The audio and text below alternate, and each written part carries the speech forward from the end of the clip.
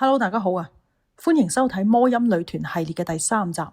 話咁快呢，呢個節目即將喺5月4號首播。今日呢條片呢，就係喺呢個節目出街之前呢，為大家做一個播出前瞻。我會同大家呢睇下16強練習生最新嘅官方造型相啦，首次出席活動嘅排位啦，同埋首支 MV 裏邊呢，到底隱藏住乜嘢玄機嘅。最後呢，仲會預測埋邊6個女仔呢，最大機會可以真正成團。好啦，唔講咁多，即刻入正題啊！緊接上一條片嘅內容啦，按翻時間順序同大家 update 下。第一 part 咧，先講16位練習生首次嘅官方活動。嗱，首先咧，逐一介紹下先，順便測試下咧，我可唔可以即刻叫得出佢哋個名喎？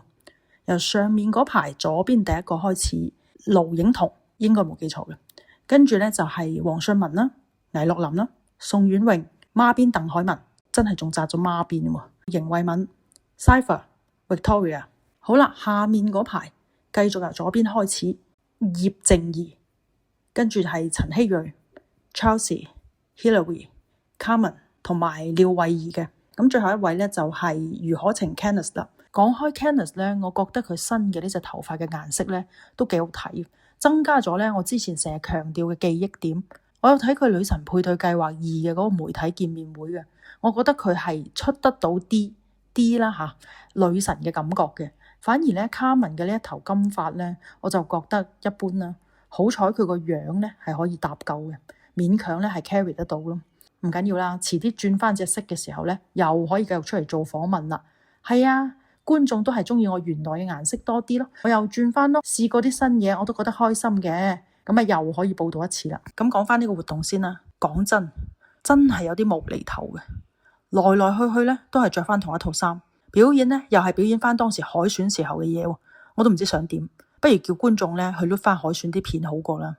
咁唯一嘅亮點呢，可能就係終於可以睇翻 Cypher 同埋 Chelsea 嘅表演片段啦，因為喺海選嘅時候係冇播到出嚟噶嘛。咁如果要話喺呢個見面會裏邊呢，揾下邊個呢係備受重視嘅，邊個係 C 位呢？我睇到嘅呢就係阿子璇姐同卡文姐姐啦。呢度呢，你哋唔好以為我寫少咗隻字啊。應該係子璇姐姐同卡文姐姐，唔係冇，就係子璇姐，咁先顯得出我對佢嘅尊敬噶嘛。一環扣一環啦，第二 part 咧就講佢哋參加唱錢嘅節目錄影啦。睇媒體公佈咧，有12位嘅女團練習生係參加咗嘅。咁呢度咧其實都睇得出一樣嘢，就係只要入到16強咧，公司咧已經會拆開嚟安排唔同嘅節目俾你噶啦。換言之咧，只要到時候喺節目出街之後咧，你冇做啲嘢太過乞人憎嘅話咧，就算成唔到團咧，都一定會多咗 job 噶啦。咁講翻唱錢啦，我睇咗網上嘅錄影片段，我覺得唱得最好咧係有3位嘅，分別係宋婉穎、黃信文同埋莊子璇嘅。宋婉穎咧一如既往表現得好穩定啦。另外咧，我真係好中意啲口才好咧又大方得體嘅女仔。第2位咧就係 Candice 黃信文啦，我覺得咧佢應該會係今次嘅黑馬嚟嘅。點解咁講咧？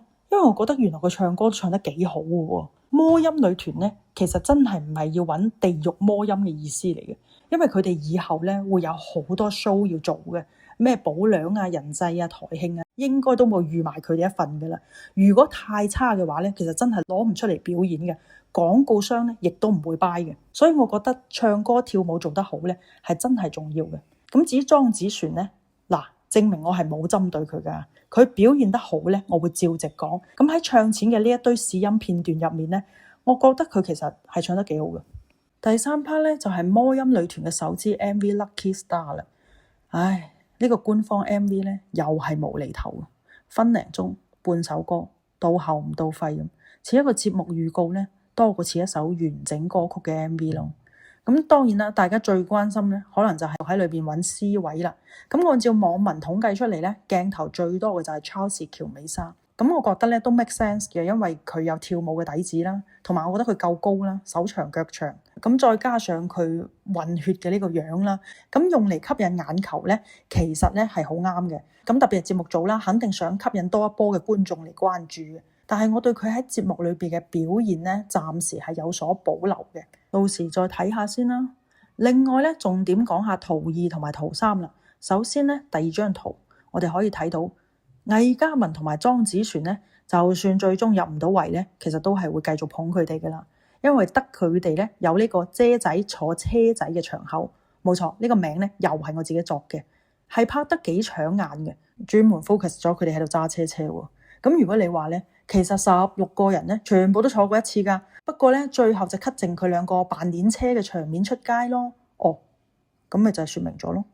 跟住再講下第3張圖啊，除咗 Charles 之外咧，另外2位港姐冠軍咧，宋婉穎同埋魏樂琳咧，其實都係有 C 位鏡頭嘅，就係而家畫面上面嘅呢張相啦。咁我 cut 得呢個鏡頭出嚟咧，肯定都係有意思嘅，就係我覺得呢4位應該係走唔甩噶啦。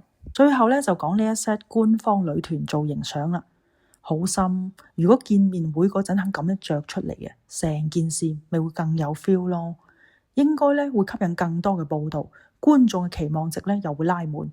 我之前咧仲讚美節目組咧搞海選嘅時候一氣呵成，而家咧真係唔興收收埋埋，擠下咁。不過呢批相一出咧，都係有啲新聞嘅，就係子璇姐咧又成為討論嘅焦點啦。話佢咧係唯一一個咧帶住後冠嚟影相嘅練習生喎。乜原來佢呢個係後冠嚟嘅咩？我真係睇唔出喎，唔知係邊度又放出嚟嘅風聲啦。總之咧，應該都係揾話題嚟講嘅啫。仲有嗰單咧咩女團裏邊有心機女嘅呢個新聞啊！唉，我真係好希望咧係真有其事嘅。觀眾咧係最中意食呢啲花生嘅，唔好次次都係捕風捉影，最後咧又變咗相親相愛一家人咁嘅劇本咧，真係好老土啊！最後咧，我哋就嚟預測一下邊6位咧可以正式出道啦。咁喺我心目中咧，其實係有5位嘅。嗱，僅代表本人啊嚇。第一位咧就係宋婉穎，由外形到實力咧，佢都係最強嘅。然後就係魏樂琳啦，我之前都講過啦，佢個 look 就係女團 look 嚟噶啦，個樣夠靚，身高又啱啱好，跳舞都 OK 喎。咁我覺得喺唱歌咧，即係佢歌聲方面咧，就要再磨練下嘅。咁第3位梗係莊子璇啦，自帶話題流量，以下省略1萬字，因為我已經俾咗好多篇幅去講佢噶啦，反正就係有佢份。第4位咧就係卡文魏嘉文啦。social media followers 最多嘅人氣王，個樣咧生得真係好有觀眾緣嗰種，我已經講過好多次嘅。只要佢喺節目入面咧冇出現一啲好乞人憎嘅反差情況出現嘅話咧，基本上都冇問題噶啦。就算唔得嘅話咧，都會大班人衝出嚟咧戥佢唔抵嘅。咁我心水裏邊咧，最後咧仲有一位嘅，就係 Candice 黃汛雯，我新發現嘅黑馬。我覺得佢嘅唱歌咧係有驚喜嘅。